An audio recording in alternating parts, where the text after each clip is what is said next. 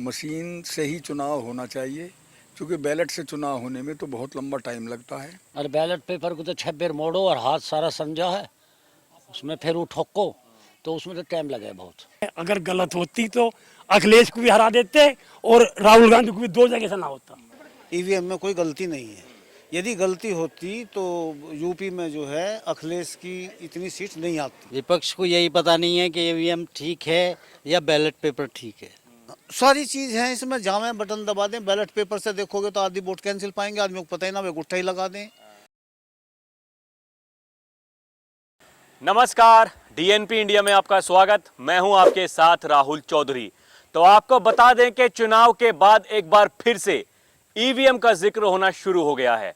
इस बार चुनाव के बाद ऐसा लग रहा था कि विपक्ष कम से कम अब ईवीएम पर किसी भी तरह के कोई बात करने को तैयार नहीं है। खुद प्रधानमंत्री नरेंद्र मोदी ने भी इस बात का जिक्र किया था कि देखिए, चुनाव खत्म हो गया, विपक्ष भी खुश है, अब ईवीएम पर ठीकरा नहीं फोड़ा जा रहा है।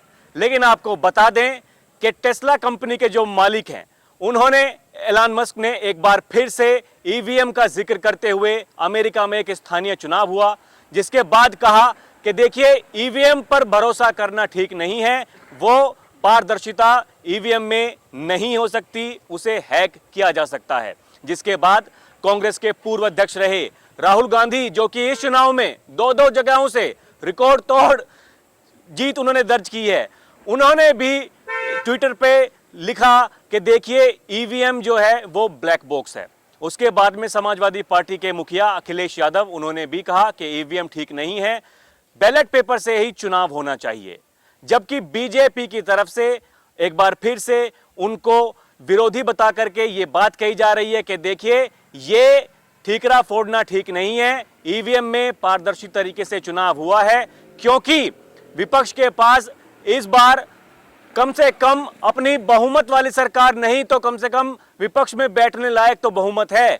इसीलिए जिस जनता ने उनको वोट दिया है, उनका भी उनको आदर करना चाहिए, उनका अपमान नहीं करना चाहिए। तो इस तरह की बातें चल रही हैं। मैं आज गाजियाबाद जिले के गांव असालत नगर में आया हूं, आम जनता से ये पूछने के लिए कि लोग इस बारे में क्या सोचते हैं, क्या वाकई ईवीएम में कुछ गड़बड़ी है या फिर से ये भ्रम फैलाने की कोशिश की जा रही है। तो चलिए चर्चा की शुरुआत करते हैं। जी, आपका नाम क्या? गणेश त्यागी।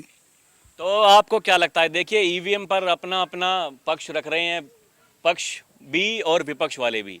आपके हिसाब से कैसा काम हो रहा है? ईवीएम में क्या वाकई में गड़बड़ी है या फिर केवल भ्रम फैलाने की कोशिश की जा रही है? देखिए, ईवीएम में तो गड़बड़ी है नहीं। गड़बड़ी होती तो जो लोग सत्ता में थे वो ज़्यादा अपने बहुमत से जीतते। अब चूँकि ऐसी जगह वो हारे हैं कि जहाँ मशीन ठीक होने पे ही हार सकते थे, तो यदि मशीन ख़राब होती या मशीन में कोई गड़बड़ी होती तो वो बात सामने आ जाती। मशीन से ही चुनाव होना चाहिए, क्योंकि बैलेट से चुनाव होने में तो बहुत लंबा टाइम लगता है और वोट कैंसिल भी बहुत होती हैं। तो इसलिए हमारे तो जो हमारे दिमाग में है वो तो ये है कि ईवीएम से ही चुनाव होना चाहिए, वही ठीक है। तो ये देखिए, समाजवादी पार्टी के मुखिया सबसे ज़्यादा सीटें लेकर के आए हैं उत्तर प्रदेश में इसी ईवीएम से। उसके बाद भी वो इस तरह के बयान दे रहे हैं कि नहीं, देखिए, ये जनता के साथ में, उनके विश्वास के साथ में खिलवाड़ होता है। जो बैलेट पेपर है, जब सब जगह बाहर विदेशों में भी उससे अगर वोटिंग होती है तो हमारे भारत में क्यों नहीं हो सकती? तो मतलब इस तरह के जो बयान हैं वो किस लिए दिए जा रहे हैं? अब देखिए, ये तो उनके अपने दिमाग की बात है, पर जो इसमें और भी पारदर्शिता हो सकती है तो वो पारदर्शिता दिखानी चाहिए चुनाव आयोग को, और उसमें जो थोड़ा बहुत संशोधन कहीं होना है तो उसे करे, और बाकी तो ये ठीक है मेरे विचार से। जी ताऊ जी, आपका नाम क्या? नाम तो बताओ पहले। मेरा नाम राजेंद्र त्यागी। राजेंद्र। आपको क्या लगता है क्या हो रहा? ये देखिए, ये जो ईवीएम की बात की जा रही है, क्या मतलब आपके हिसाब से ठीक काम कर रही है ईवीएम या फिर कुछ गड़बड़ है? हमारे दिमाग से तो सही है। सही है। हाँ, ईवीएम तो सही है। अब ईवीएम को जो बना रहा है तो उसके बारे में वो बता सके गड़बड़ कहाँ हो सके इसमें। हम कहाँ गड़बड़ बता देंगे इसमें? तो हमारे लिए तो जो है जल्दी हो जाए काम। और बैलेट पेपर को तो 6 बार मोड़ो और हाथ सारा समझा है, उसमें फिर वो ठोको तो उसमें तो टाइम लगे बहुत। तो ईवीएम वैसे तो बढ़िया चीज़ है। अब उसमें गड़बड़ जो हो रही है उसे तो वो आदमी बताएगा जिसने ईवीएम बनाया, कैसे कैसे इसमें गड़बड़ हो सके, कौन सा पुर्जा ढीला करके या कौन सा बोल्ट टाइट करके उसमें गड़बड़ हो सके, उस बात को आपके हिसाब से कोई गड़बड़ नहीं है? ना हमें जब पता ही ना गड़बड़ कर कहाँ होएगी इसमें। जी, आपका नाम क्या? सोमनाथ यागी।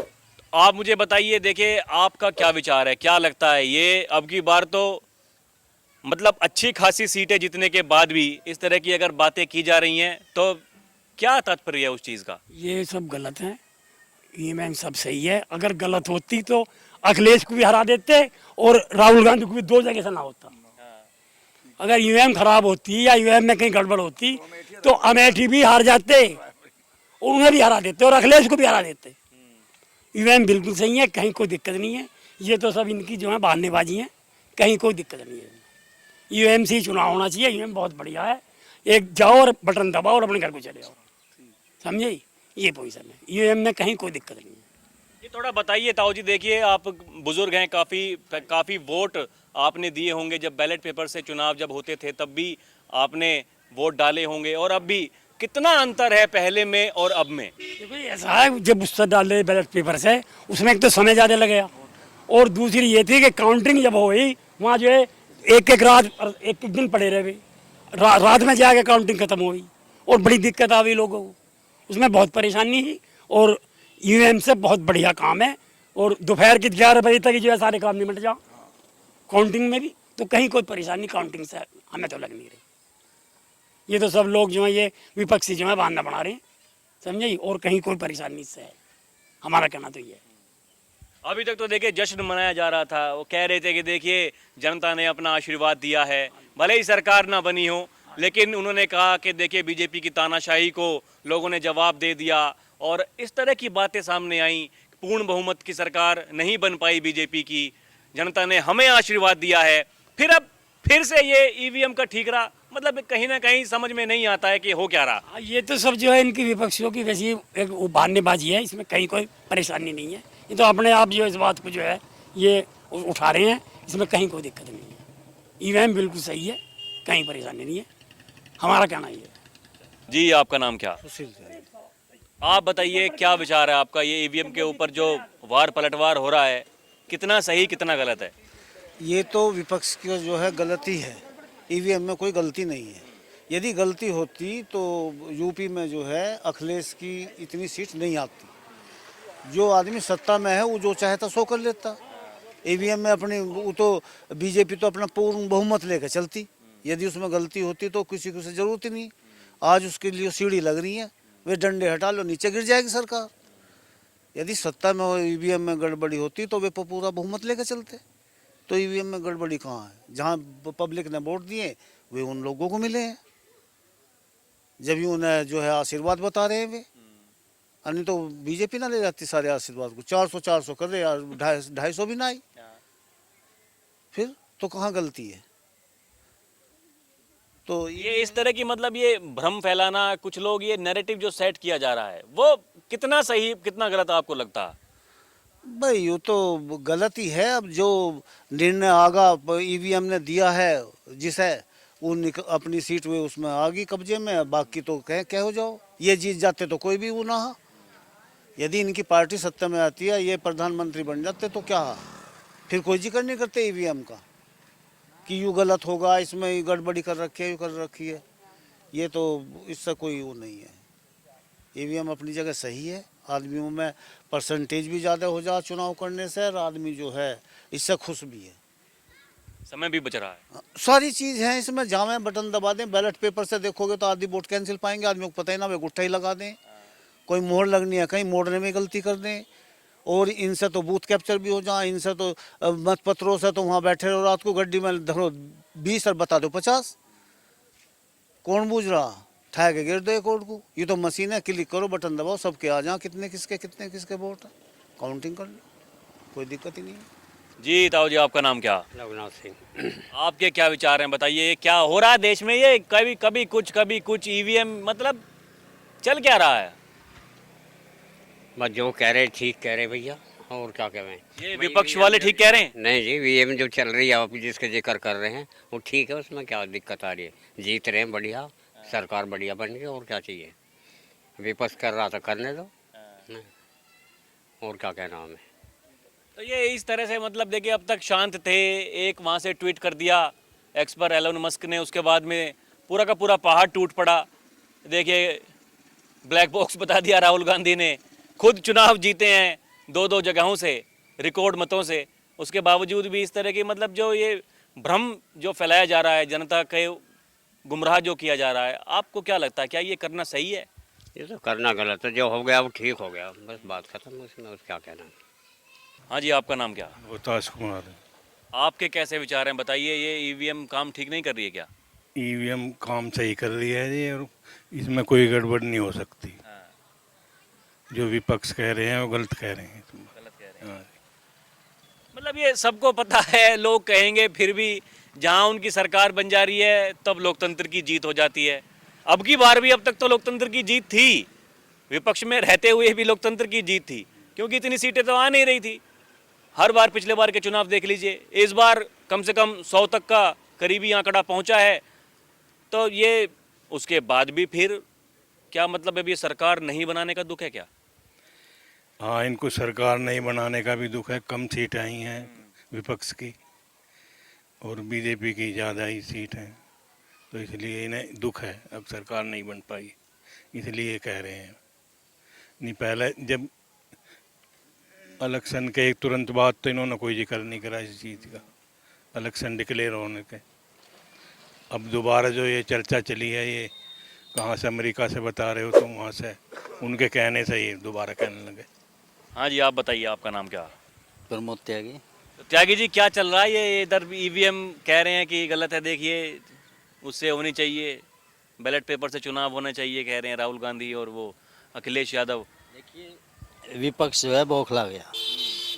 विपक्ष को यही पता नहीं है कि ईवीएम ठीक है या बैलेट पेपर ठीक है। बैलेट पेपर से पहले चुनाव होता था तो बूथ भी कैप्चर होते थे। आज ईवीएम जो है, ईवीएम से एक क्लिक करो, एक बटन से वोट तुरंत पड़ जाती है, कहीं कोई दिक्कत नहीं होती।